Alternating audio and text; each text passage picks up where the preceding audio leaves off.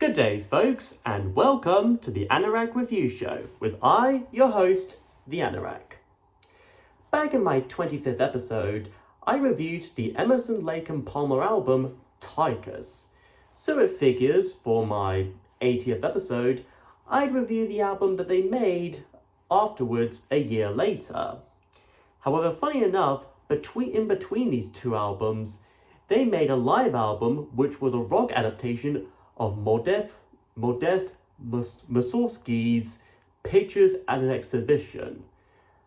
Boy, would I have liked to hear their rendition of Night on Bald Mountain. But for now though, let's jump into ELP's 1972 album, Trilogy. The cover, of course, is done by Hypnosis, and it's a pretty decent portrait painting of our three members, the keyboardist Keith Emerson, bassist, guitarist, and lead vocalist Greg Lake, and drummer Carl Palmer, all together in this little bust here, all in their naked, gold chain-wearing glory. Plus, it does look very like they've been fused together by the shoulders like Siamese twins. Siamese triplets? And, being a gatefold, the interior features what appears to be a clone army of Keith, Greg, and Carl in Epping Forest.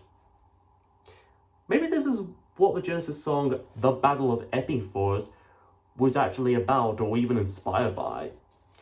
Supposedly, famous Spanish surrealist artist Salvador Dali, or as Bette Midler would refer to him as the Melting Watch Guy, was approached by the supergroup trio to design the artwork, but he turned them down after they were unable to pay him $50,000. Paychecks aside, how cool that would have been.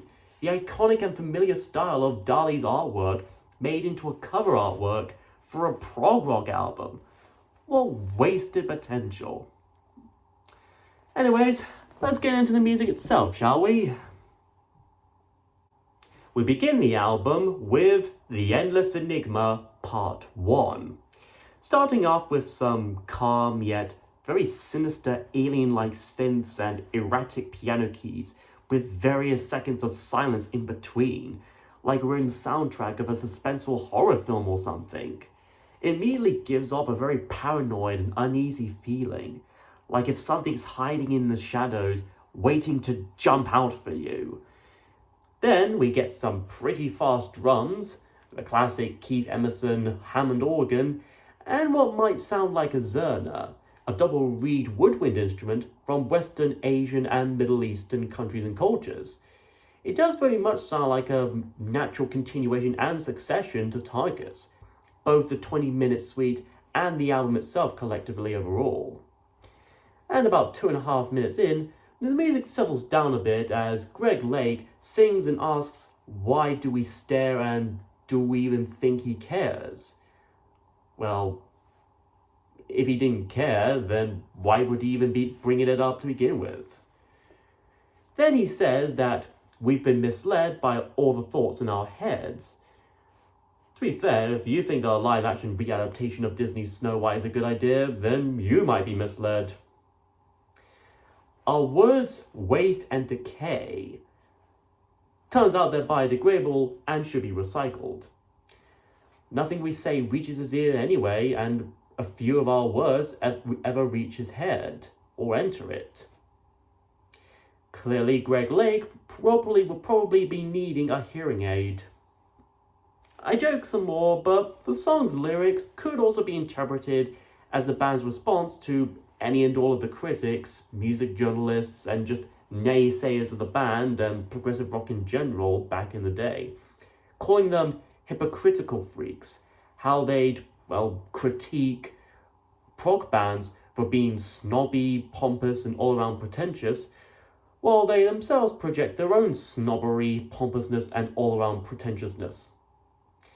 And by the end of the beginning, the music gets a little chaotic again before the piano returns to sort things out and play a little calm melody, almost like we're listening to a classical piece. Then that segs us to the simply titled Fugue. Just under 2 minutes long, this is mostly a simple and instrumental piano ballad with a bit of a triangle near the end.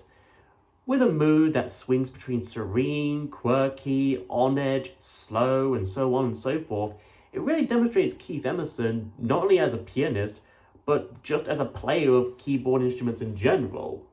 The word itself, fugue, is often used to refer to a usually short composition of music, mostly consisting of one or two themes or melodies or motifs or phrases, as it builds up and is repeated to an extent before being interweaved by another part or two.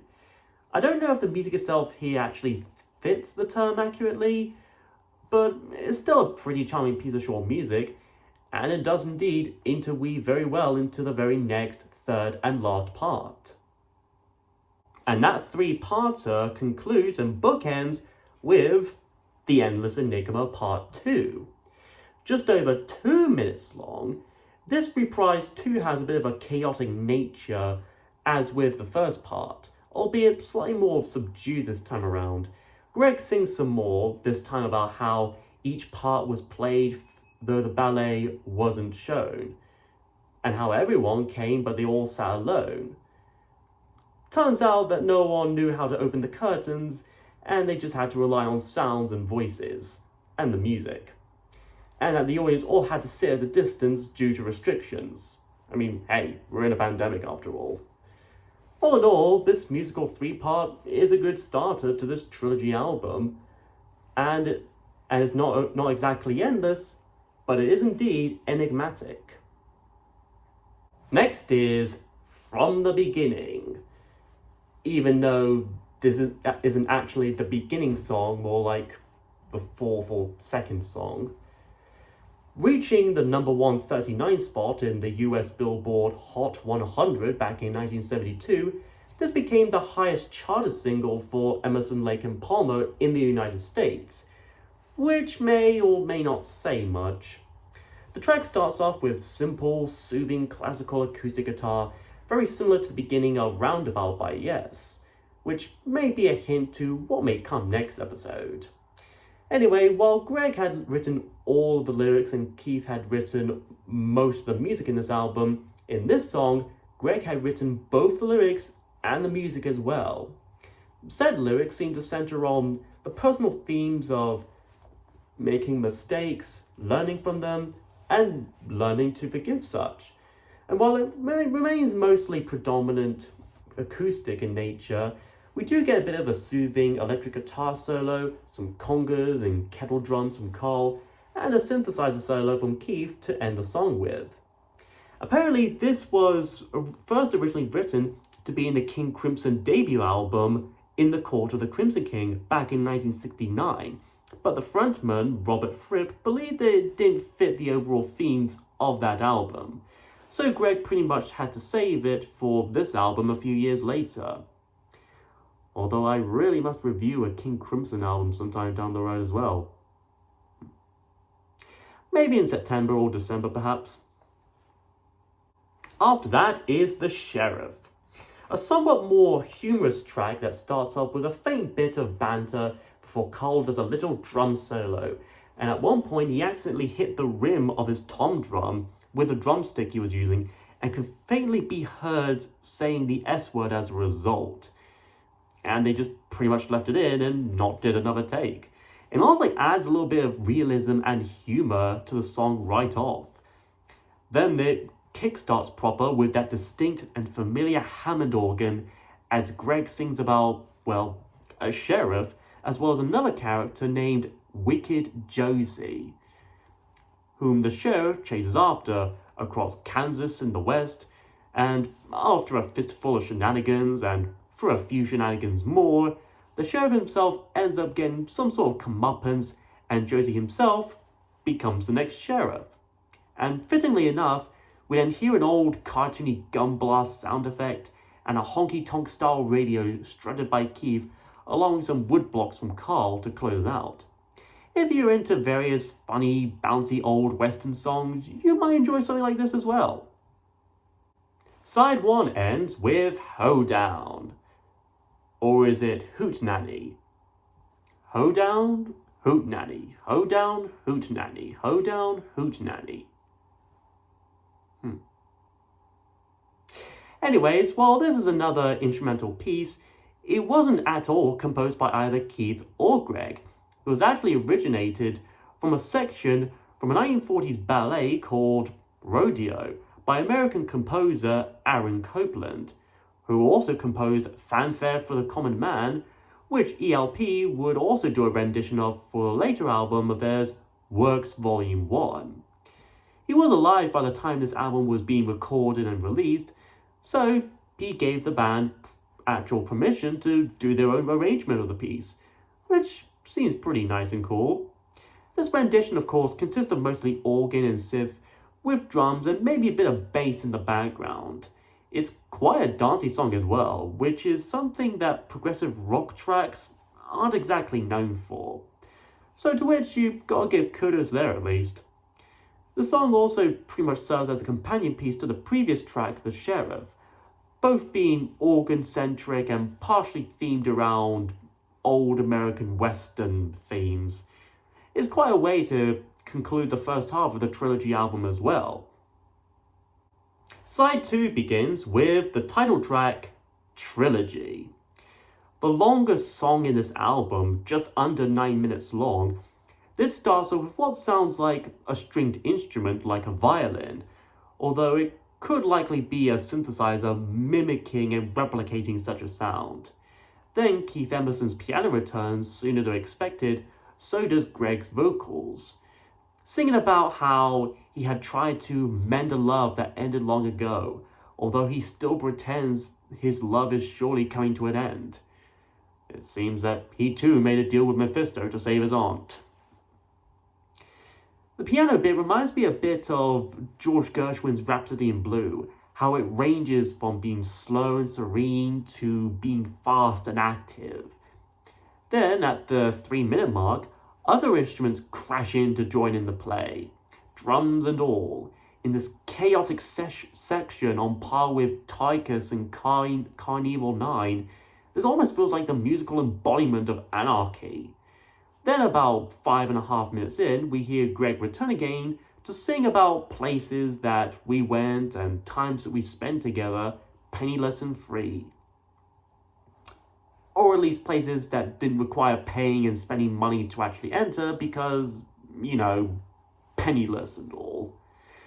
And after a somewhat lengthy synth solo, the music stumbles down into a clattering climax.